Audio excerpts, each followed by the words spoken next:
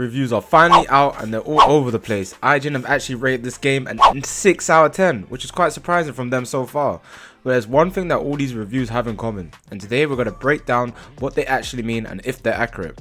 So if we have a look at these reviews, they're all over the place. So some of these ratings being 5 out of 5, even 6 out of 10, and some even being 9 out of 10. Luke Steven himself said this game is actually amazing, and other people are saying you have to wait till it's actually out. It's so confusing because everyone's been putting the same 100 hours, but there's been different conclusions. I think the first thing we'll break down is the IGN review. A lot of controversy here, I know, but there are a lot of details here that we can go over that actually matter and can affect a lot of people's gaming experience. One of the main things is the boss scaling of this game, as it feels too aggressive and punishing, quoted from IGN. However, the reviewer does say that he was not focused on leveling up his loot, which is a very important part of the game and a main function.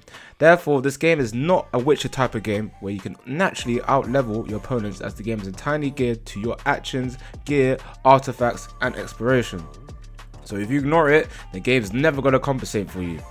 In my opinion, that does leave you quite restricted in the way you are playing and doesn't give the player much versatility in the way of his leveling, but it's still unfair to make the game lose points just because your own personal experience was not that engaging for it. He also mentioned some issues with save files, which this game will lose points on for its general bugginess.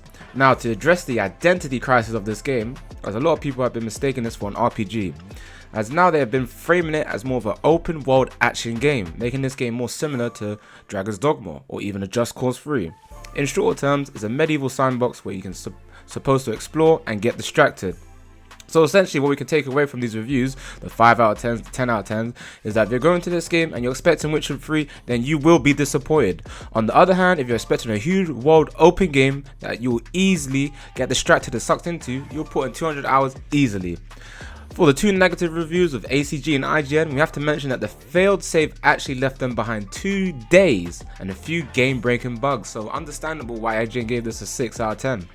So it makes sense also why ACG's review has been putting this on review on pause, since the team has been trying to fix a lot of bugs and broken issues. So overall, there's been mixed impressions, and the vibe right now is mixed but leaning to positive. Some people call it revolutionary, others saying it's impressive but not quite polished yet.